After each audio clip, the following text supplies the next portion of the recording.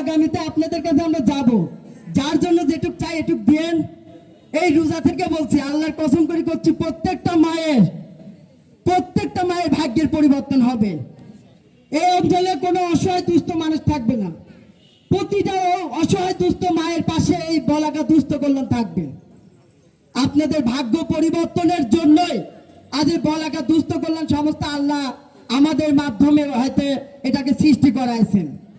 আজ অনেক বড় বড় মানুষ আমাদের মাথার উপর হাত রাখছেন। মিরাজ, তোমরা প্রোগ্রাম চালাও, আমি আছি। তুমি ভালো কাজ করছো, ভালো কাজের সাথে আছি, আগামীতে আরো থাকবো। তাহলে আপনারা যদি আমার পাশে না থাকেন, আমি আপনাদের পাশে কিভাবে থাকবো? আমি আপনাদের পায়ে হাত রেখে বলছি, আগামীতে এই ভুলগুলো আর আপনারা করেন না। যারা আপনাদের দেখেন মিথ্যা প্রতিশ্রুতি দিছিল, আজ তারা আপনাদের পাশে নাই।